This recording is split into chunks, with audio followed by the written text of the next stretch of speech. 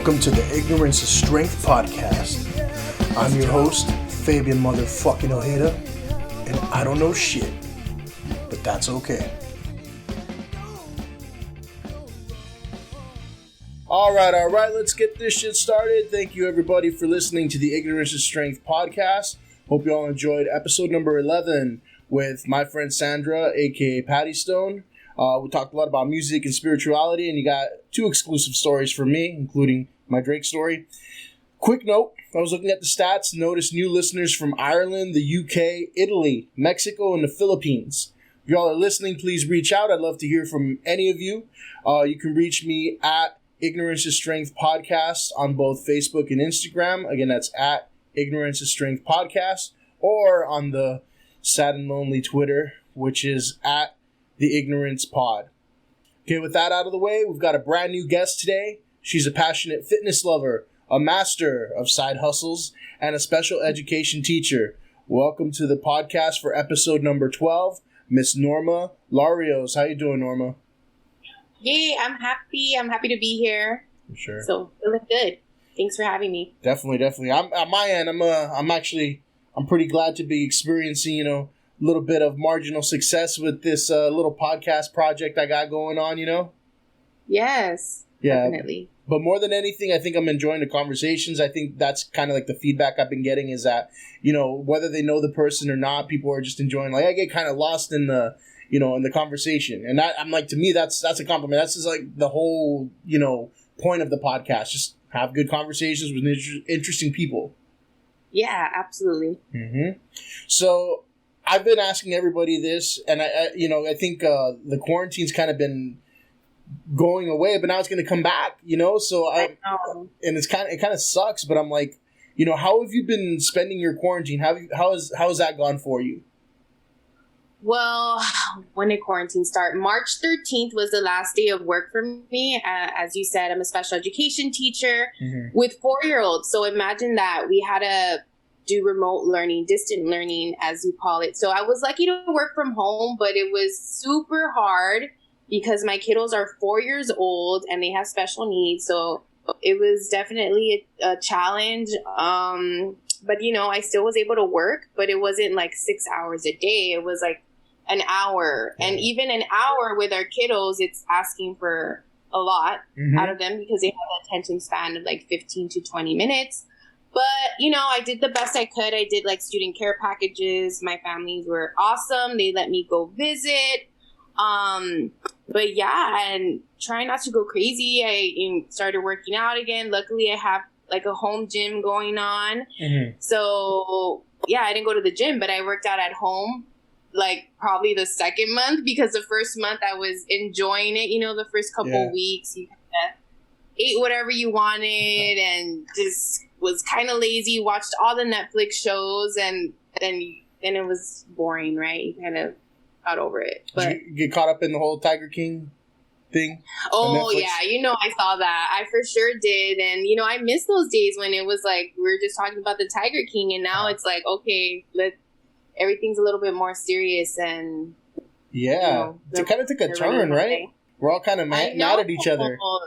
It took a turn, so definitely testing my emotions, and it's like, all right, you want to be zen or you're gonna go insane. So Yeesh. I try to balance it out as much as I could. All right. Well, at the very least, we can balance this episode of the podcast by giving you a topic overview. So, we're going to go over a little bit of history and backstory. Okay. After that, we'll talk about fitness in general. And then we'll talk about you starting some side hustles, and then finally close out with special education. What I like to do is I like to give the audience kind of a sense of who you are. And I established that by first talking a little bit about how we know each other, right? And I always kind of laugh whenever like if I have to text you or something, because you have a very specific title for me in your phone, right? In your contacts. Yes. What is religion? Fabian Religion. Yeah. I laughed like crazy when I heard that at first. I'm like, because it sounds funny, but it's because we were part of that same religious studies class, right? Yes, in college. So yeah, that was the easy way to remembering. It sounds pretty awesome. But with that, I remember us being part of the infamous group project from hell. Oh my God. Talk about comedy. It was ridiculous. I remember it was just like an awful dynamic. You know, you have like these, like, some people didn't do shit. They were just lazy. They just kind of were there, you know? And then yes, like every group project, right? In college, it's like, all right, you got the people that put in the work and then the ones that just don't. Yeah, and this was a huge group. It was like 7, 8 people or something like that. But, ridiculous. And then you had like a couple angry people who were just like haters and like it was too many cooks in the kitchen, you know? Yeah, exactly. I remember we even like we had a couple people who were like, oh, check on this person, check on that person, and you were one of the people like, check on her. She doesn't seem to be doing anything. I'm like, wait a minute. First of all, how the hell am I like the de facto leader here? Like, why do I think I was the only guy in the group. I'm like, why the hell do I? Chosen one. I guess. I was the messiah of that group. Yeah. But, you know, when it came down to it, you know, I think we all got, a few of us got everything done the right way. And then we had, like, this just embarrassing group presentation. Tell me what you remember about that. Whatever you didn't block out. I blocked most of it because I was mortified. I was like, what the hell is happening? This girl just, like, went crazy with her presentation and just got, like, I don't know, it just took a wrong turn somewhere. Like, you could go ahead and elaborate, but I just remember being mortified, like, super embarrassed for not only her, but for us. Like, and we're just looking at each other like, why is she, like, going on? Like, it was like a monologue. Yeah. She, like, I mean, you know, whatever, acting cool, but, like, it's a group presentation, yo. And, like, I don't know, she took it really personal, and I felt like, I don't know, it was just awkward. I remember like 2 characters, right? And so you know, it was like, it started off normal. I think I set the tone. I opened up with, you know, a decent presentation, right? I think we had like 7 minutes total. That was what the professor gave us, was like, you guys have like 7 minutes total. I'm like, cool. That breaks down to like a minute and a half, everybody, something like that, right? And everybody had like a short, you know, this is your timeline. This is what you should present, right? And then, so the first embarrassing piece was when this lady, like in her 60s or 70s, right? She kind of like, she was supposed to talk about maps and, you know, how maps affected some, like how geography affected something in the Bible or whatever. Yeah. Like, but she goes up there and starts talking about like, I'm clean, I take showers. Like, what the hell does that have to do with anything? She starts like, I thought she was gonna like pull out her hair too, like Viola Davis. Yeah, that hair.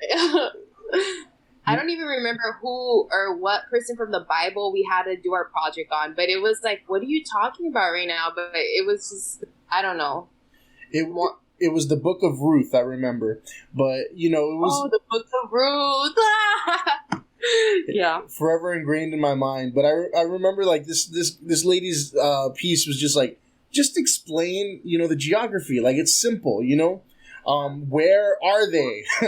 and she went on to take it, like, she had, like, a map that looked very busy and a map that looked, like, very plain. And I think that's where she got the whole, like, you know, here's a map that's kind of, you know, dirty. Here's one that's kind of clean. But she tried to do, like, this weird analogy where she's like, I know I don't look it, but I take showers. I'm clean. I'm like, who the hell was disputing that, lady? And then there went 10 minutes of our presentation. Yeah. Overtime for sure. That one went long. And then we had, you know, this girl go up there and do like a whole, like, Pulp Fiction style Ezekiel 25:17. Yes. Oh my God, now I'm getting flashbacks. And everybody's looking at her like, just shut up already. You know, and I think our 7-minute presentation ran to like almost a half hour. Yeah. To where even the professor put away his notes and he's just like, fuck this.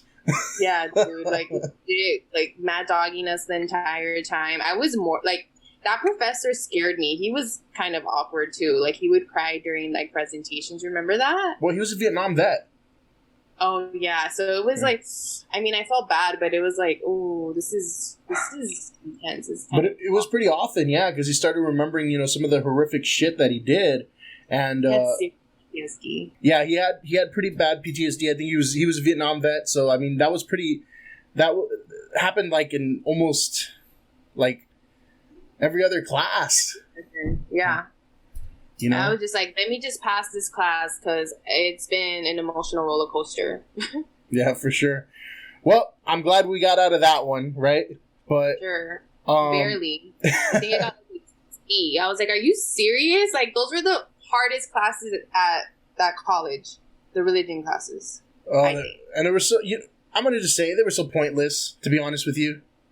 Yeah. You know, because it was one of these things where it's like, it's a requirement because we're technically a Catholic school, you know, but it's like, but all y'all, you know, all your professors, all you do is like bash the Bible, you know? But it is what it is, whatever. They got their money out of me. Okay, yeah, seriously. Right? Now, all right, so, you know, other than Mount St. Mary's College, or Mount St. Mary's University now, right? I know, right? Yeah. Want to give everybody a glimpse of who you are. And so I you know, I've interviewed a lot of friends and family, and I kind of do like this whole like growing up El Monte, because a lot of us grew up in El Monte, but you're not from El Monte. So I want to just kind of, have you chime in on where you grew up and how the environment kind of impacted you and made you who you are. Okay, so, well, I'm from Cudahy, California. It's like the smallest city. I think the second smallest city in California. Mm-hmm. I grew up with just my mom, so it's just me and my mom. I actually didn't go to any of the nearby schools. My mom put me in private school. Oh. We're talking about private school. Since I was in kindergarten. So I went to school in Huntington Park, which is not too far. If you know where Pacific is, you know where Huntington Park is, famous for their quinceañera dresses and all that stuff, where you purchase your wedding dresses, etc. Anyway, and then I went to high school, an all-girl Catholic high school, of course, in Downey. So definitely heavy Catholic upbringing, but again, just me and my mom. So I was, raised to be a strong, independent woman. Nice. And yeah, that's pretty much it. Were there any like sort of struggles, obstacles, any other like noteworthy factors of impact along the way?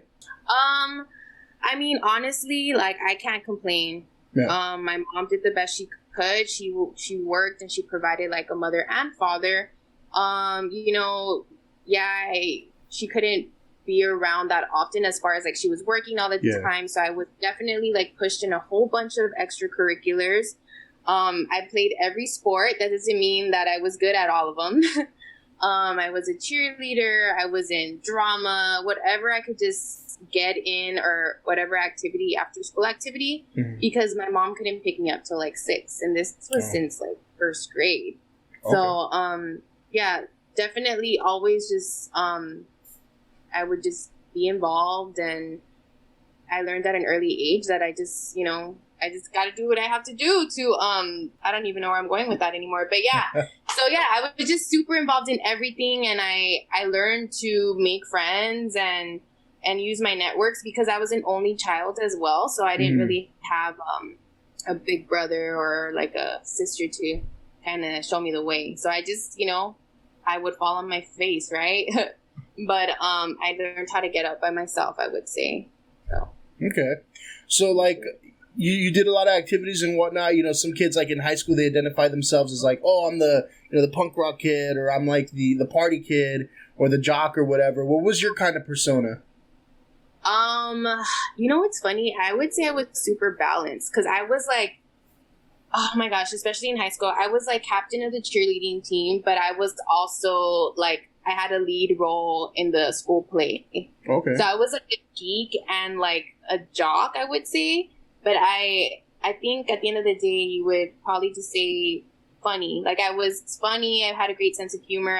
I didn't care about, like, making fun of myself. And again, I went to an all-girls school, so it was more relaxed. And, like, I mean, I'm sure everyone is, like, trying to be the best or the most popular kid in their own way. But, like, I don't know. Like, for me, I just kind of felt like, whatever.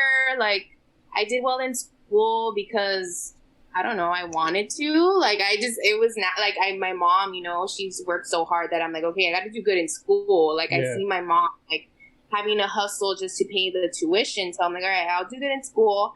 But I also had fun with it. I did all the extracurriculars, like I've said before. But yeah. Nice. So you, at some point, you went back to college when you went to Mount St. Mary's. What was your path before that? Like, what did you do right after high school? Because I know, like, for me personally, it was a long hiatus between, oh my gosh, community college and then, Mount St. Mary's eventually. Yeah, so everyone that goes to Mount St. Mary's has a story, I would say.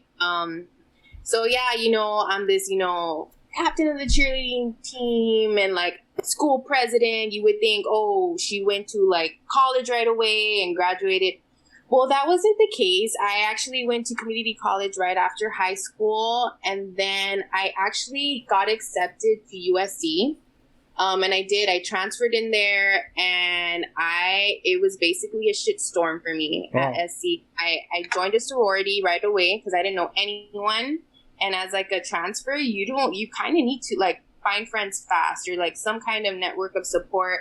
And I thought by getting into sorority, that would help me. Unfortunately, like it didn't work for me. I know for some people it does, but I failed miserably. I didn't know what to do with my freedom. So I pretty much got kicked out, for the lack of a better word. And I had to prove myself academically. So they told me, okay, you're not going to get any, because, I had grants and stuff like that, because there's no way I could afford USC. But so I had to prove myself academically in order to return to SC. And then so I had like this horrible counselor to help me try to get back into SC. Right. She advised me just, take classes and prove that you're worthy of coming back, pretty much. I took classes at a community college, which they're like, why would you do that? After I took them, why would you do that? You're already junior, senior standing. Like, this doesn't prove anything to us. And then I was like, what the hell? Like, why didn't someone tell me? Like, and I just didn't know who to ask for help. And I was embarrassed. Like, I mean, I was a kid that, it's like, damn, my mom's worked so hard for, and now I'm like a fuck up, pretty much. And so it was embarrassing, and I went through, like, the depression and all that, like, embarrassment. And then I took classes at, like, Cal State LA. I've been to, like, every school. It's exhausting. I have a colorful education background. I went to Cal State LA, and I had to pay for the tuition. I forgot what kind of student they're labeled, where they could take classes and just pay for them as they go, but they're not really a student. It's weird. And then, so I showed that to SC, and it was just like never enough, or they always wanted more. And then I was like, I'm just losing time. I'm losing time. I'm getting older. At this point, I was already working full time. I was like a manager, I was a leadership manager at a nonprofit, which I love my work. I was doing great stuff. I was always going to school, but I was working for the community, which we could talk about too if you want, in this nonprofit. But yeah, eventually I think I heard a radio station commercial. It was on K-Rock. Or something. I can't believe that worked. I don't know. And I actually knew someone too that went. And I was like, okay, how does she do it? Because I used to work with her. Anyway, long story short, I finally decided, okay, I just got to do this weekend thing because I'm already working 5 days a week. So I'm not going to be able to do the traditional thing anymore. And, when you start making money, it's like, it's hard to let it go. So, yeah, that's how I got in. And mind you, like, I got in and I still didn't, like, buckle down. Like, at this point, I'm like, I don't even, like, want to go to school anymore. But I got it done, finally. It's crazy how that same radio ad suckered me in, too. Because I heard it on K-Rock, right? I would be driving to work in the morning and listening like Kevin and Bean or something like that. And then they popped up this ad for Mount St. Mary's, like, get your degree in 6 weeks. I'm like, oh, man, that sounds so cool, right? So, 6 weeks turned into how long, For years. It was years. The weekend thing was great, but oh, my God. Just to get used to it in the beginning, I legit, like, ditched, like the first semester. Like, I was like, there's no way I'm going to go to school on a Saturday. Like, and then I finally got it together. On a Saturday and Sunday from 8 a.m. to 6 p.m. All day, like high school, like period style, whatever classes. It's crazy. So, and had to eat there and stuff. But it's done. We did it. Yeah. Actually, I finished too. Yeah, so I think we're both products of that. Heck yeah. And we should put that ad in there. If I can find it, I'm gonna splice it in. Watch. I know we should get some money from that. That would be great. And it was a great experience. I'm thankful for it. For sure.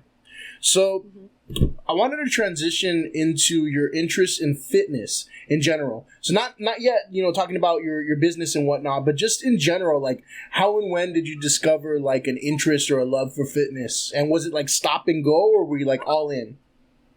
Sure. So I've always been an athlete, I would say. I've been in sports all my life. And I know people say cheerleading is not a sport, but it is, because I've competed in Hawaii, and it was like the tumbling, the base stuff. And anyway, I can make the case for why cheerleading is a sport. And that's why I have the quads that I do. But anyway, so yeah, I've always been in sports, but when I was working at the nonprofit that I was talking about earlier, I was working with youth and a leadership program, talking about issues of racism, all the isms that you could think of, and just like developing strong leaders within this housing project, Ramona Gardens Housing Projects in Boyle Heights.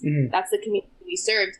And so a lot of social justice work went into it, and I was super in love with that work. And then it got to a point where it was emotionally draining. I promise I'm going somewhere with this, but I got a little bit drained. And then I'm like, you know what? Like, what's my social justice? What can I do for the community? Like, give back to the community, and something that I'm good at. And at that time, I forgot 2013, something like that, I started getting into lifting. And I had like a personal trainer, and I was just like, wow, I'm really good at this. And so I was transitioning to leaving that nonprofit and I was like finishing school at the same time at Mount St. Mary's. Anyway, long story short, I wanted to make fitness my social justice. Got it. And so that's when it was at the same time where I was like, I'm actually really good at this. So while my body was transforming, because I had a weight gain, weight loss story like most people do. And I was like, okay, if this is working for me, like I hired a personal trainer. I'm like, how can I do this for other people? I feel more confident. I think I went through like a bad breakup too, that, all these things that most people go through. So I was like, you know what? I have a huge backyard.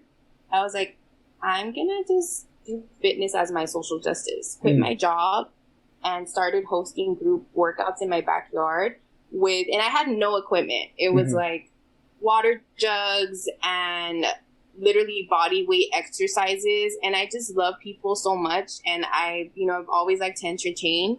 So my friends started showing up, and then I opened it up to the community, and that's how Fit Normies was born. And shortly after, I competed in my first show. I did a show at Venice Beach in the figure category. I'm not pursuing that anymore, but that's how much I got into fitness. And then I started like a meal prep service with my best friend, and yada yada yada. But yeah, that's how the fitness thing happened. I didn't, just start lifting weights at 13.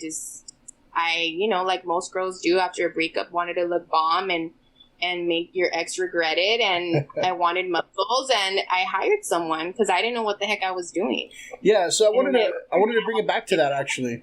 You mentioned, you had like a weight loss kind of journey story like everybody else. I think every now and then I've seen you post like a picture of you holding up like a crab or a lobster. Oh yeah, the lobster. Yeah. I need to post those pictures again. Yeah. So I was like 180 pounds or something, and I went all the way down to like 133. Okay. And that was at my competition, my before and after. So yeah, that was the big.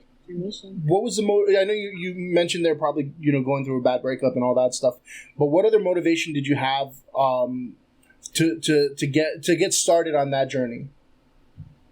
honestly, like when I was at USC, like before like the whole like getting like basically my tuition money taken away, I was so depressed and like so unhealthy. I was drinking all the time. I was just in an ugly, like dark place. And I don't know, like honestly, I would say fitness saved my life. Oh. Like 100%. Because I would have been, I don't know, like, we all have done stupid things when we're young. But yeah, it was definitely a really ugly place for me. And I don't, you know what's funny how I met my trainer is I was actually like on a dating app, like an online dating app. I met this guy and he wanted to meet at the gym or something. And I was like, okay. And we got talking and then he told me about this trainer and that's how I linked with her. And I was like, wow, well I guess dating apps serve as other things when you need it as well. But yeah, so that's how that happened. So, like, when did you, how long was it before you started, like, to notice results? I would say, oh my gosh, it's been so long since that transformation. I would say within a couple weeks, like less than a month, you just start feeling better. Like, and you just have, like, something about, like, paying for a service really does it for me. And also just, yeah, like having a strong, like I grew up with a strong mom. So I had a strong female trainer and she just like really like uplifted me. And I just felt like, fuck, I have this cheerleader. Like, I don't want to like forget putting myself down. I don't want to like disappoint her kind of thing. So it's just like having someone to believe in you it really does help. And so I wanted to give that to my community and youth, especially young people. For sure. I think there's like a misconception a lot of the times too, where people feel like, if they're doing some sort of like workout or fitness plan, there's a difference between look and feel, right? And a lot of the times they're like, well, I'm not looking the part yet, but I mean, they probably feel a lot better, right? So what would you say is the main difference between like looking and feeling the part when it comes to fitness? The main difference, well, I mean, I struggle with this still. Like, the first thing you got to just throw out is, like, comparing yourself, right, to other people. But a lot, like, about the feeling, it has to do with mental health. Because I looked and whatever, I was at the best shape of my life at that competition in 2017, but I didn't feel like the best. I still like, and I had like a 6-pack and I was just like, I was just not happy. Like it was never enough. And it had to do with my mental state. And I feel like now, like before it was like, when I was younger, I would just want to have those abs or like that butt or whatever. And now it's like, shit, like I got to get my mind right. Because if not, like it doesn't even matter. You'll have body dysmorphia or whatnot, but mental health and then the physical health comes in. Yeah, because I've noticed that a lot of like bodybuilder types, they're just never satisfied, Yeah. I think, Yeah, it's sick. It's like a really bad cycle, and like you just spend all this money. Because I used to buy a lot of supplements as well, and it's just you think all these tools are gonna help you, but it's like no, you need to just sit down and like deal with your bullshit in your head and then you'll be okay. And then you radiate, and then it's like, damn, like she might not have a 6-pack, but man, look how happy she looks and you're glowing. And then it's like, your body is amazing. Doesn't matter. Yeah. I had, on episode 1 of the podcast, I had my cousin on who's on steroids. Right. Okay. And I'm just kind of like pulling some of those stories out of him. What I gathered from that is just that, he's going to have to be on him for the rest of his life because he's never going to be happy, because I think when he cycled off of them too, he's just kind of like, I started getting really depressed and this and that. And I'm like, I think it's a bigger issue than the actual steroids themselves, but he's going to have to be on him for life or do something because it's just, he's never going to be satisfied. And that's kind of crazy, and I think of some of the bodybuilders and I'm like, I wonder, like, for them, like, when it's over, they just decide, like, okay, it's over. I'm not gonna keep this up anymore, I mean, no judgment, but I'm like, what are you missing in your life? Like, what's missing? But yeah, no, I I mean, I didn't do steroids, but I definitely have taken a lot of supplements just to chase that pump, you know? And I don't know, I changed my lifestyle. Like, even like as a fitness, whatever enthusiast, I've changed, like, especially with like, I use essential oils for a lot of my medicinal purposes. But yeah, it's been a journey. It continues. It never ends. It's always a lot of work. And you gotta try things and you're gonna fail and then you have to get up. What was your, I wanted to go back to bodybuilding. What was your main motivation getting in there? Like, how did that get sparked, that thought? Like I said, I met this trainer and then like she just believed in me, and like honestly it didn't come from me. I mean, I think in high school or something I hired a personal trainer from like LA Fitness, and I was like, I want to look like a pussycat doll. It's just always been like the physical, right? And so after like when I met this trainer, I started feeling good in the inside.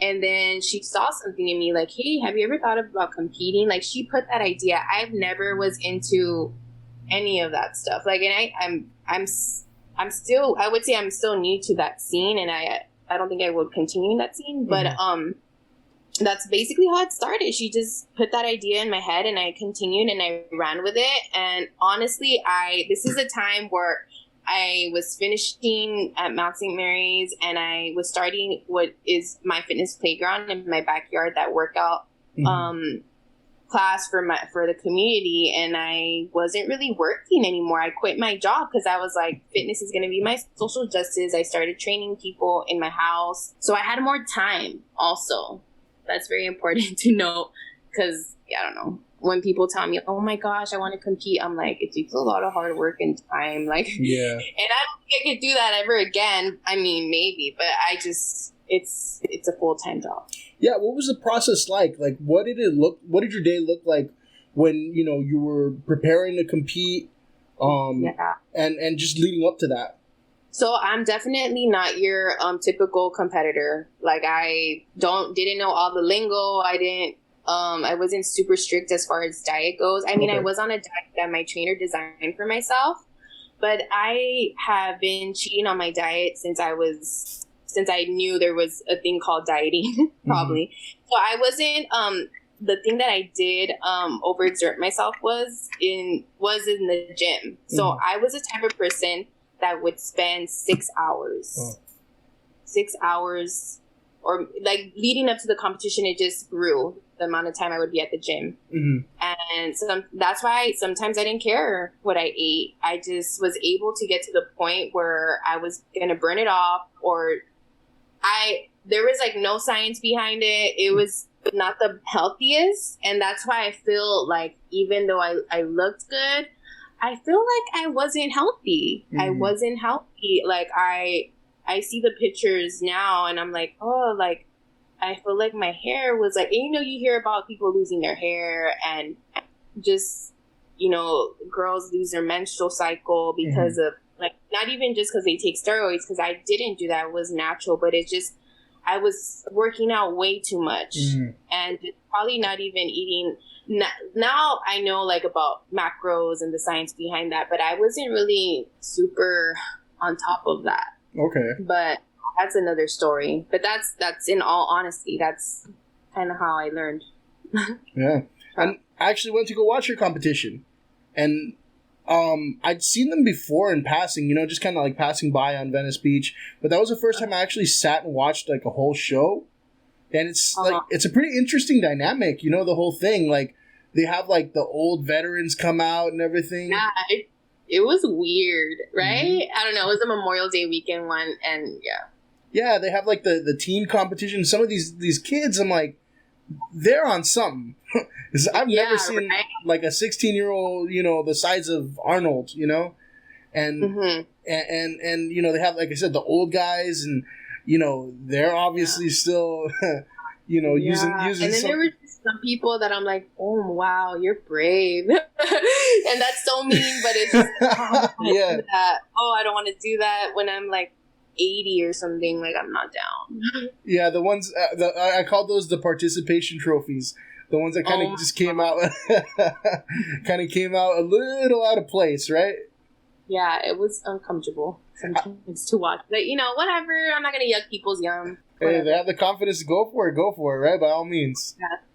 But yeah, that was like the first time I'd ever like sat and watched, a bodybuilding competition, and people are really like into it, even the spectators, Like there's some pretty like diehard people in there, but it was cool. I mean, I don't know, like, how do I put it?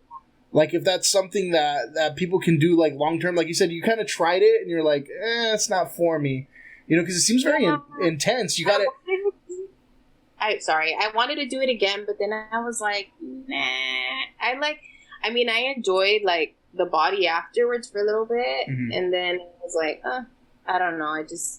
You grow up. I mean, I'm not saying that bodybuilders don't grow up, but like they have different goals, and I've always been some sort of like a jack of all trades, not trying to be conceited, but like I've always done so many things at the same time, super different things at once, that I wanted to continue growing in other aspects of my life. Because I feel like bodybuilding, you have to make it your number one. And I was like, no, I need to finish school. I need to do this. Like, I want to get back to my community, social justice. Then it was just like, okay, I just can't pick one thing.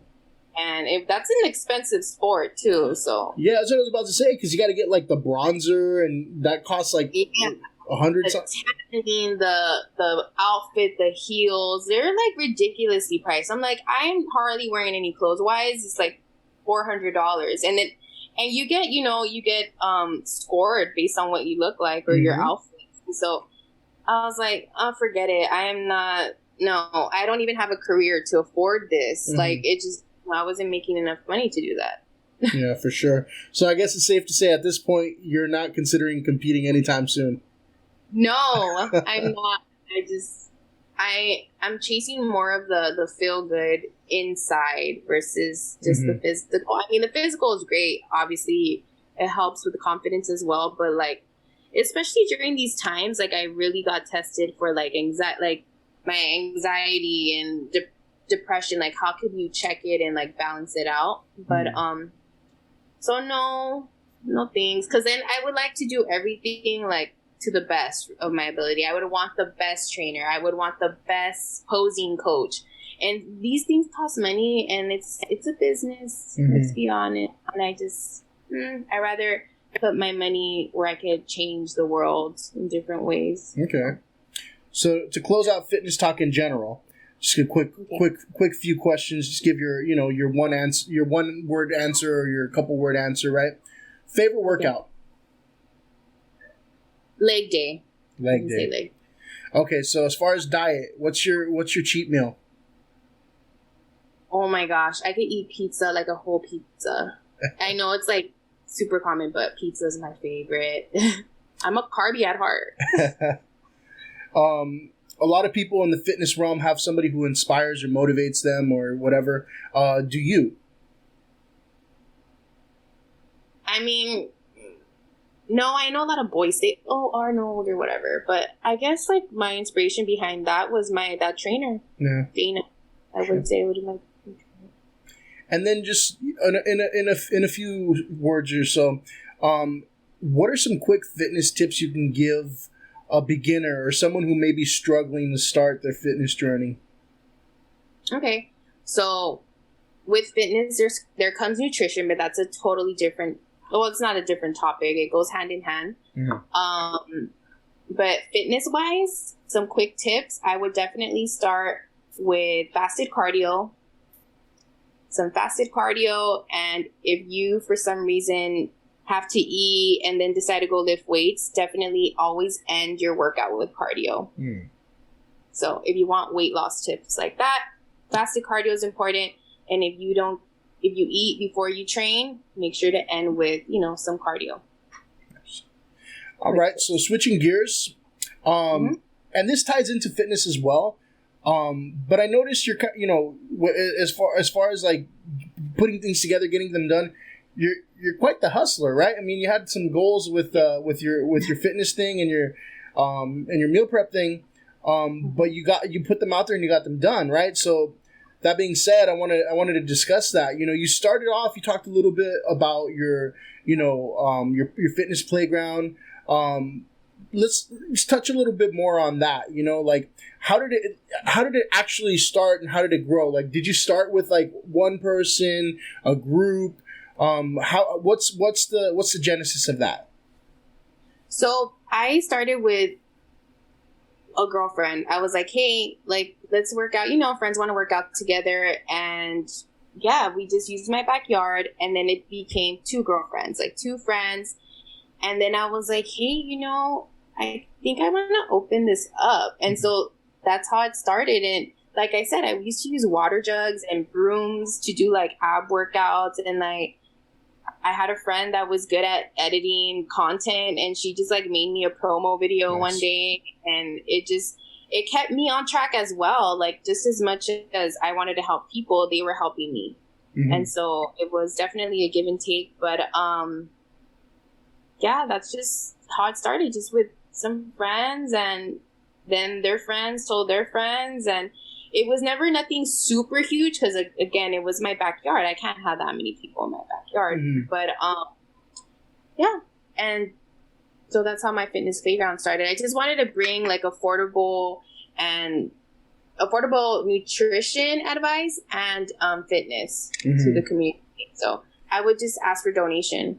Okay, that's what I was going to ask. Like, how did it lead to monetary gain? Because I don't know. For me, like, if it's very tough to like ask people like, okay, this is how much it's going to cost, Yeah, I hate that. And that's why, I'm not the best businesswoman, I would say, just because that part, it just breaks my heart. I wish I could do everything for free, but damn, time is more valuable, and people don't understand that, but that's another story as well.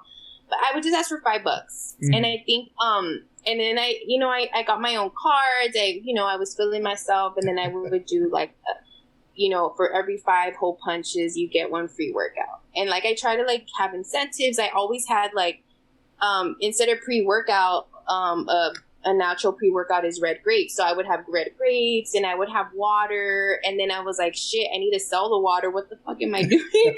Like, Norma, what are you doing? Like, I would just like basically always host people, and whatever they would pay, I would end up paying in the snacks anyway. But it's fine. I enjoyed it. And yeah, so that's how that came. And then it was like, hey, do you do personal training? And then I'm like, shit, I got to take the personal training courses. And a lot of it, and I think like the best trainers just kind of use a whole bunch of stuff they learned over the years from like master trainers or like whatever's worked for them, but really studying like different body types, and there's just a huge science. And then that's how I started falling in love with food and nutrition. And then that's how Bomb Meal started. I was training clients, and they're like, hey, well, can you help me like design a meal plan? I always designed it and taught them about macros, because some people like to count macros, protein, fats, and carbs. And others just tell me what to eat. And then it was like, well, can you make it? And then I was like, shit, like, that's an idea. And so, and at that time I was a substitute teacher, so I had a lot of time as well. Subbing and training people, trying to make ends meet. So, in either of those businesses, right, what were some challenges or successes that, came about? First, starting with the fitness playground, were there any challenges, or like, what was the hype? So I think and it came a lot from me. I wasn't as confident. I mean, I'm a great trainer. I'm a great motivator. I'll tell you, my group classes are so much fun. And I did work at a gym as a group trainer as well. Oh my God, I've been hustling in all these different places at once. I've always been that way. But I wasn't as confident with all the equipment I had. And it's silly because you don't really need all those, I like to call them my toys, but you really don't need all that fitness equipment you see at the gym. And so I was like, okay, how do I convince clients to pay me? And I was still charging peanuts. Because, again, I wanted to make it affordable. And, but I want them to feel like I'm going to get the best workout, and especially because I'm paying for the service. So that was a challenge, just trying to, but that was from me. Clients never cared, to be honest. The charging part, another like, oh, I'm not great at that at all. I will pay $100 an hour for a great trainer, but there's no way I would ever ask anyone to pay me for that. Especially because I know the communities I serve and my audience, right? And what else? The bomb meals thing, it was amazing. Like, but I had no life. I had no life. I hardly slept. I was becoming unhealthy because I wasn't sleeping. I wasn't eating enough, or I would eat junk food because you just, you're cooking at midnight and you're like, fuck, these orders need to be done by tomorrow. And it was just me and my best friend in my home kitchen. So we were at the point where it's like, all right, we need to rent a kitchen out.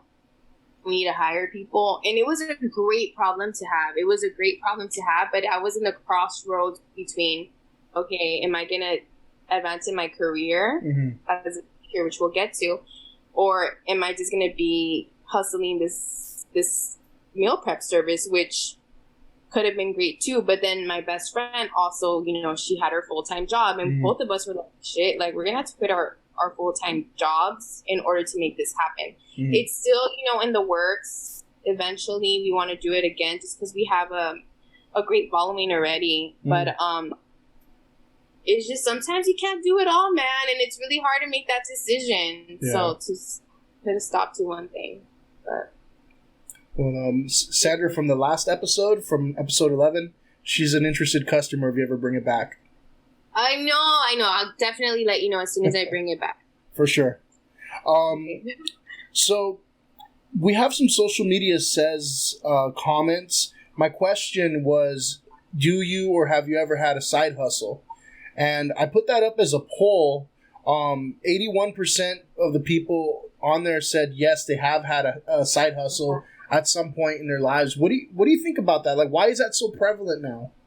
Oh my God, I think especially for our generation, it's necessary to survive. Cost of living in Los Angeles is an arm and a leg. It's ridiculous. Either you move in with your partner, significant other, whatever, or you just have to. There's just no or. You have to have a roommate unless you're making bank, which depending on what industry you work in. But it's ridiculous. Cost of living, insurance, and it's just you have to have a side hustle to survive, especially if you want to enjoy life a little bit. And I feel like everyone has a gift. You whatever, your 9 to 5 or whatever, everyone has like some spark of creativity or like something they can contribute to society. So why not make it your side hustle and make some side income?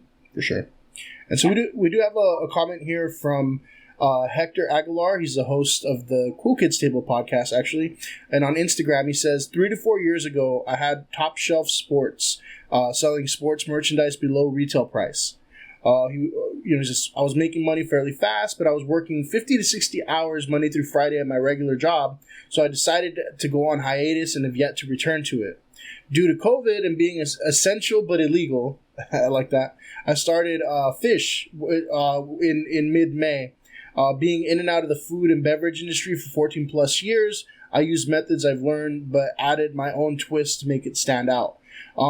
So this guy too, he's very much a hustler, so had a lot of side projects and whatnot.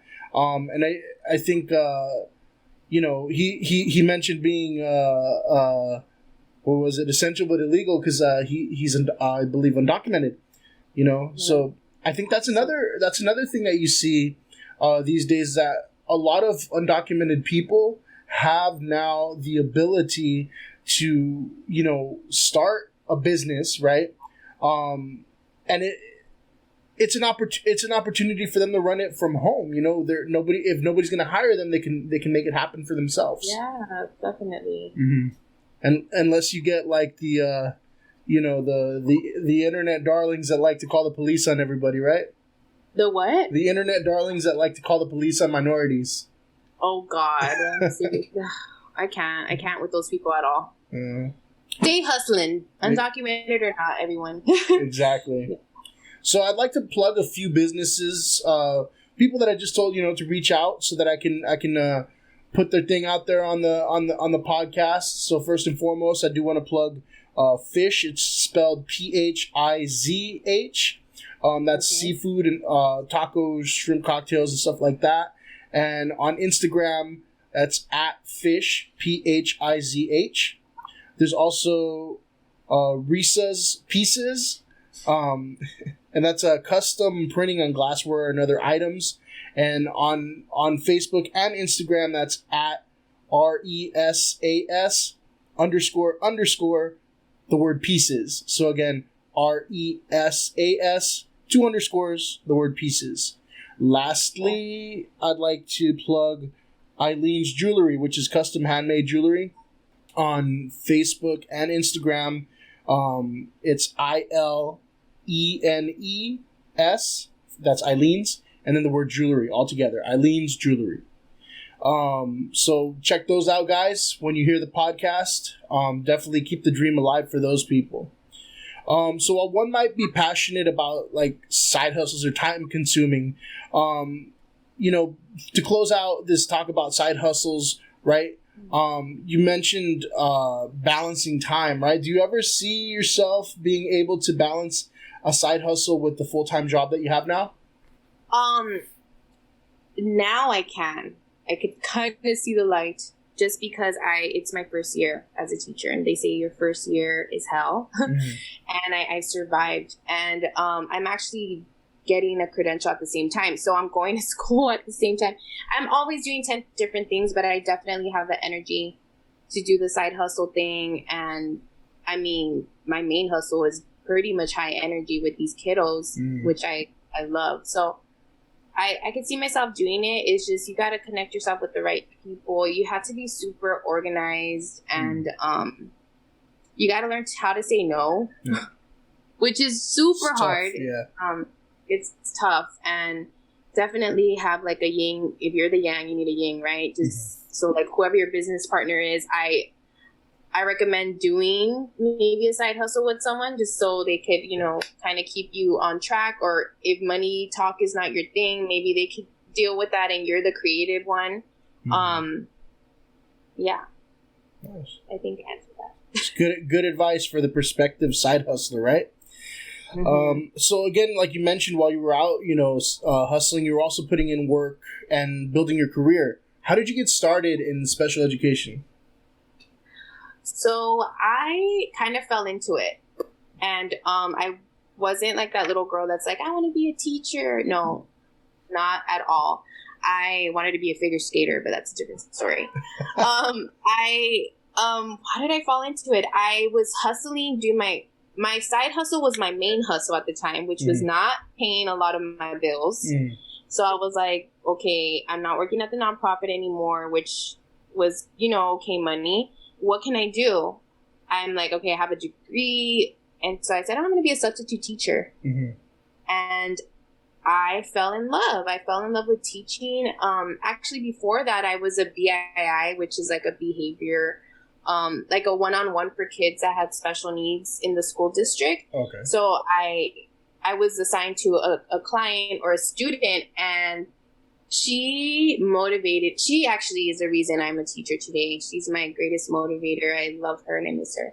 But, so yeah, I was a one-on-one for a middle school child with an intellectual disability. And I was like, okay, I need to do more. I can't just help one kid. I need to do more. And I've always been like, I want more, not just for me, but for others. And so I was like, her teacher was like, why don't you, try subbing?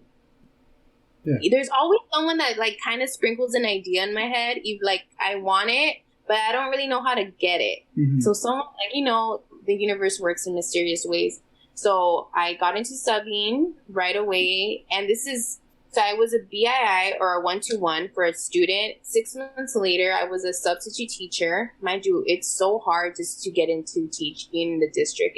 There's a lot of obstacles or hurdles and yada, yada. Anyway, 6 months later, I became a full-time teacher. In a year, changed my life.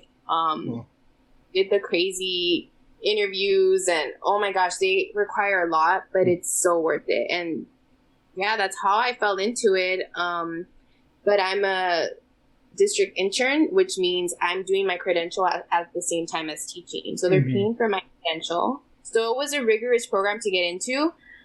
but I did it. And I'm so proud of myself. And I'm able to take, people might think this is weird, but I take fitness into the classroom, you know, especially my special ed babies. Well, I'm a special ed teacher. Those are my faves. I take a lot of gross and fine motor skills into the classroom based on like my experience with personal training. And I actually trained a young adult who had autism before I even became a teacher. So I don't know. The universe has a way of like putting things together without you even trying. Yeah. All ties together, right? So it's definitely a unique field that you're in, right? With a lot of challenges. What has been one of the maybe biggest challenges that you've faced so far? The biggest challenges. So it's funny. People might think, oh my gosh, special ed, that's so hard. The kids are amazing. They're super innocent in my eyes, and they can do no wrong.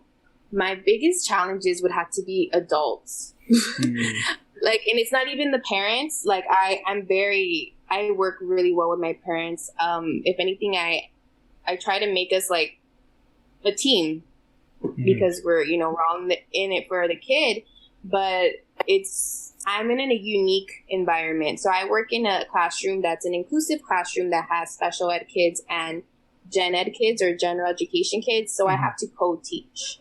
Got it. And that, my friend, is the challenge. Having to co-teach with someone that doesn't have the same point of view, or, I'm super fresh and I'm energetic, and then working with someone that's been in the district for a long time and they might not be too open to new ideas. It's hard. And like a lot of people don't have the training to work with special education kids. So I'm definitely a mama bear in the classroom. And at first it was very hard to put your emotions aside and stop being so defensive and having to just be like, okay, I got to educate this person because they didn't get the training. Yeah, it's difficult, but it's been, it's worth it. It's just, one day I hope to have my own classroom, but I like the idea of inclusivity because a lot of our kids, this is like super political, but like they could be, misdiagnosed and they shouldn't be in classes where they are. And so I'm that teacher that is going to advocate for them to get into a gen ed classroom. And so I get, a lot of people are scared to like give kids an opportunity, but like if they're 4, like you need to give kids a chance. They're 4, like why are you gonna like put them in, label them so early? Like give them a chance. So I'm the new blood, and I have a lot of energy, so I'm sure people don't like that sometimes as well, but just like knowing how to like educate people versus like just being defensive because they don't agree with your point of view. It has been the biggest challenge, probably even for my whole life, and other relationships as well. But especially in this working one. That's interesting. I was going to ask, what are some misconceptions, but you just threw it out there. Is that it's not to recap, it's not the students a lot of the time that are the issue. And I think when you hear special ed, a lot of people getting into education are probably like, let me be a little hands off with that, Yeah. But people don't know how to act. Like they forget how to behave. And I'm just like, dude, it's a 4-year-old. Like what? Like, and then people forget that typical developing 4-year-olds also bite and scream. And it's like, it's just very frustrating. So definitely being a special ed advocate for the young population, my toddlers, like that don't have a voice, sometimes they're pre-verbal or, speaking. So, but a lot of misconceptions, but I'm so happy I'm in this field because I feel like I could at least, obviously try to make a difference, but educate teachers, colleagues, peers, and parents especially. Once the parents are on board, like it's a piece of cake. And it's just, you see the child grow and become more independent. For sure. What has been maybe one of your favorite or best moments so far in the classroom? Oh my gosh, there's been so many.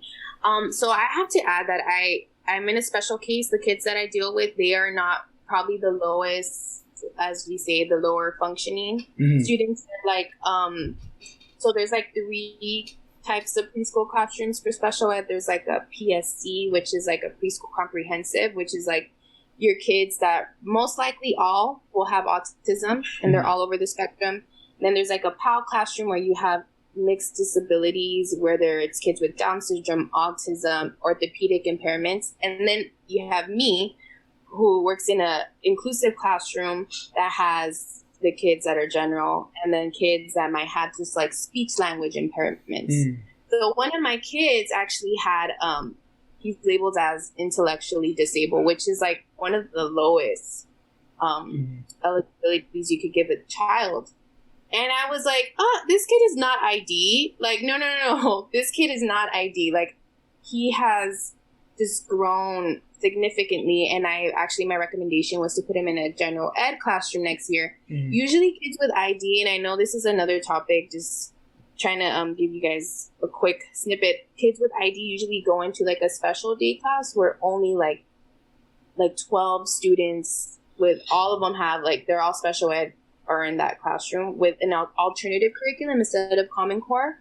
So I'm like, no, there's just no way I want this kid to go into that. And so one of my proudest moments was not only having parents on board, but my boss, like the people who are part of this educational plan meeting, agree that, yeah, he's ready. He's hitting all his milestones. He's kindergarten ready. And I was just my proudest moment that he needs to be reassessed. And, you know, there's kids in the district or any schools really that are labeled as whatever eligibility, and it might not be true. And sometimes parents don't have that teacher or someone that told them, hey, like, maybe you should get him reassessed, or like, hey, let's give him a chance. Like, oh, he's just, you know, give him the summer to mature, you know.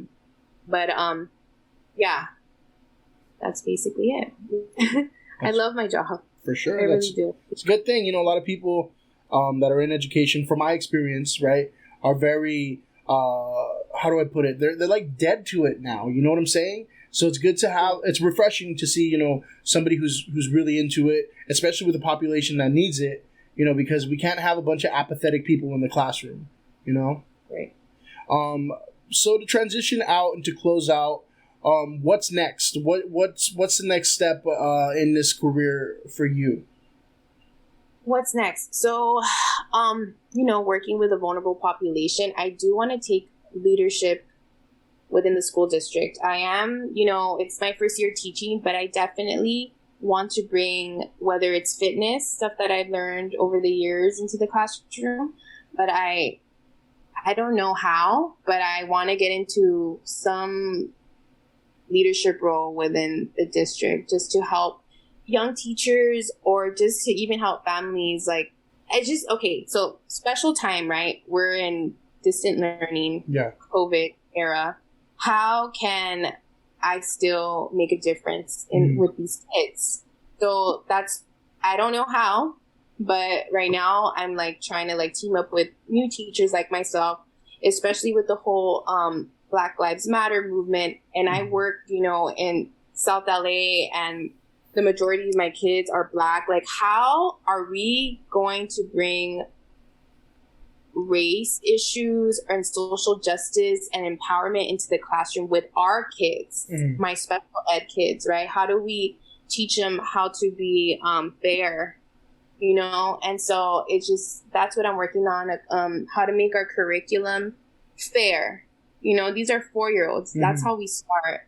And when we talk about race, you know, and again, all my life's work has been connected. I worked with youth talking about racism, and now look at where we're at today.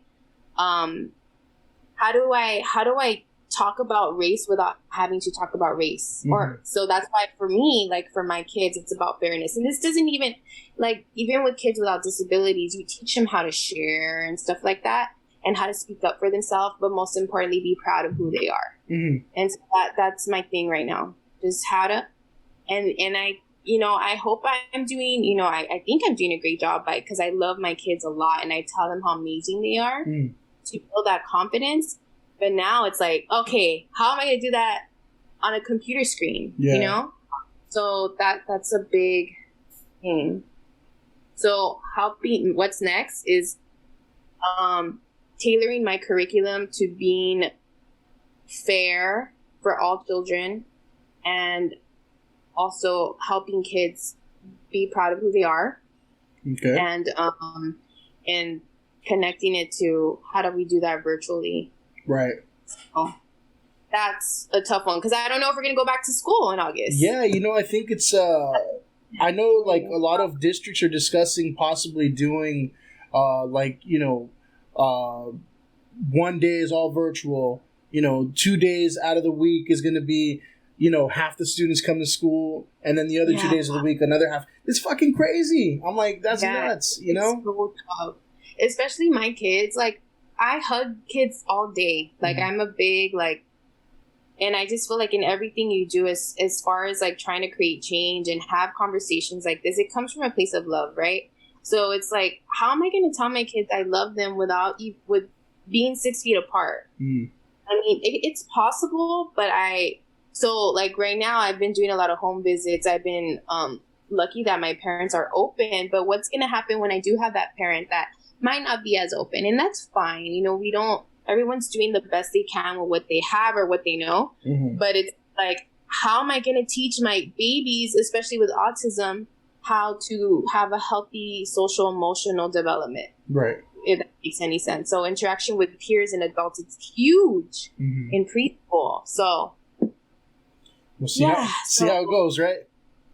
We'll see how it goes, but definitely everything from fitness to working at a nonprofit, I'm trying to put it all together. Yeah. All right. Well, Norma, you've come a long way since just a short time where, we were in that group project from hell. So congratulations on all the successes and whatnot. I appreciate it. Thank you. But anything else you want to mention for the podcast before we close it out? I think, oh my gosh. You want to call out the people that are shutting down your page or whatever? I know. Well, long story short, I had a Karen situation on my fitness page, so I had to start a new one. So if you're interested, I'll give you my handle. You could share it. But just basically, especially, I'm a super social justice advocate of all kinds of issues. And I guess my advice to people is to never silence your voice. Always speak up and fight for people who can't. Whether it's for kids that have special needs or folks that are undocumented, right? So never silence your voice, fight, and come from a place of love, because if you don't, that's when things get messy and then conversations can't be had. So if you really want to change the world, you need, and this is talking to myself, I'm speaking to myself when I say be patient, and then, try to tell yourself, like, they're doing the best they can with what they know or what they have. And that will help you when you're trying to flip someone off while you're driving as well. Like, okay, you know what? They're trying the best they can. Maybe they're in a hurry. Like, if you just kind of put yourself in someone else's shoes for 10 seconds, like, it'll ease your, like, passion. Because I feel like a lot of defensiveness is driven by passion, right? You don't, like, especially with everything that's going on right now, and how much I could talk about Trump and stuff like that, but it's like, it's because I love people, and like he's just like not. Anyway, that's another story. Yeah. But how do you educate Trump supporters, right? So it's like, okay, you got to be patient.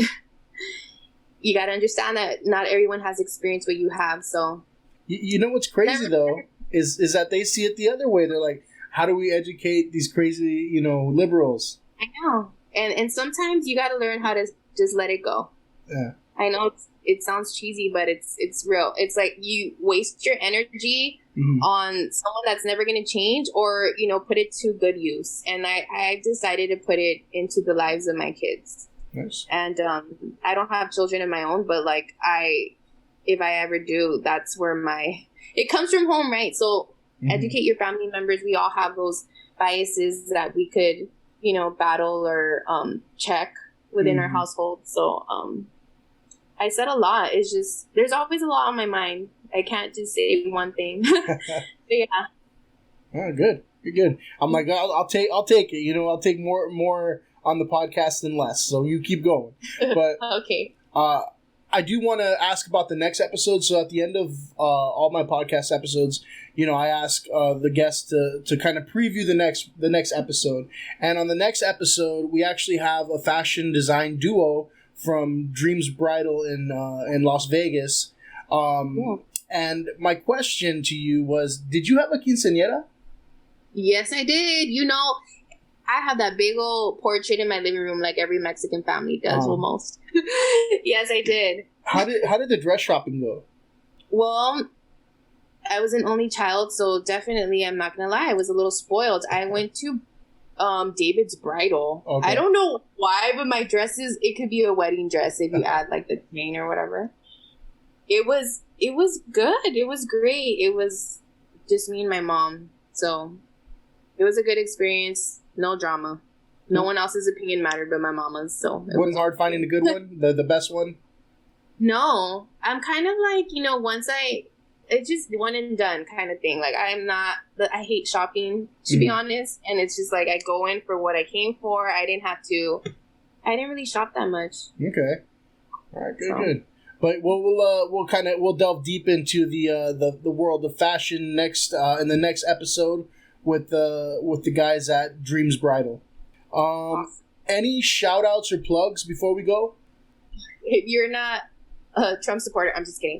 If you are not bothered by profanity or realness and stuff like that, follow my Instagram. Norma Larios, it's NORMLARI.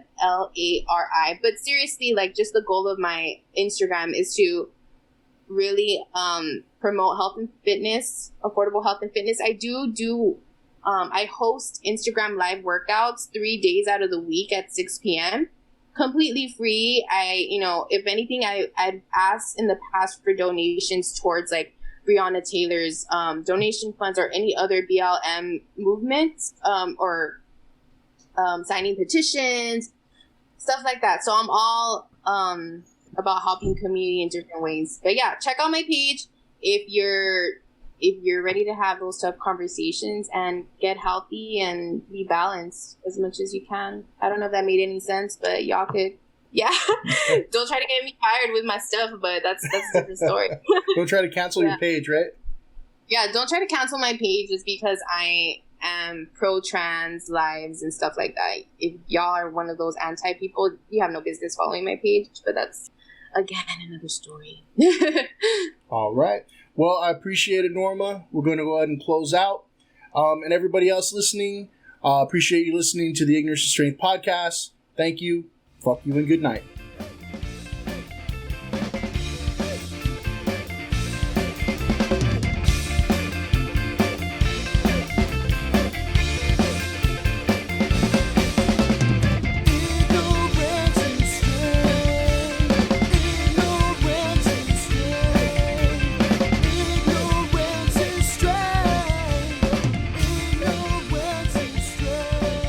Subscribe to the Ignorance is Strength podcast on Spotify, Apple Podcasts, and Google Podcasts. Like, follow, and share on Facebook and Instagram at Ignorance is Strength Podcast and on Twitter at The Ignorance Pod.